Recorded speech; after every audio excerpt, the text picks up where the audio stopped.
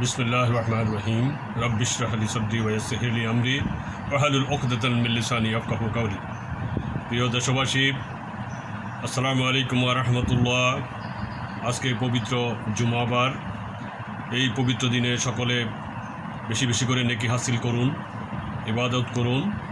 আল্লাহ আমাদের এই ইবাদতকে যাতে কবুল করেন, মহান রাব্বুল আলামিনের দরবারে সেই নিবেদন করছি। প্রিয় দেশবাসী, গতকালকে আমাদের 2026 এবং 27-এর বাজেট ঘোষণা করা হয়েছে। আমি বাজেট সম্পর্কে যদি বলতে চাই, সব কিছু মিলিয়ে বাজেট একটি চমৎকার বাজেট হয়েছে।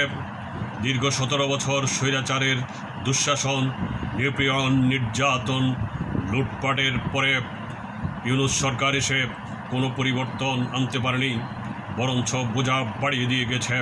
সেই প্রেক্ষাপটে বর্তমান সরকার একটি সুন্দর জনবান্ধব বাজেট দিয়েছে, যেখানে গরিব দুঃখী সাধারণ মানুষের বিষয়টি লক্ষ্য করা হয়েছে। আমি সব কিছু মিলিয়েই এই বাজেটকে বলবো একটি ভালো বাজেট। তবে যে বিষয়টির প্রতি দৃষ্টি দিতে হবে সেটা হচ্ছে দুর্নীতি। আপনারা যদি দুর্নীতির লাগাম টেনে ধরতে পারেন, দুর্নীতিকে নিয়ন্ত্রণে আনতে পারেন, দুর্নীতিমুক্ত করতে পারেন, তাহলে বাজেটের সাফল্য সকলেই পাবে, দেশবাসী পাবে।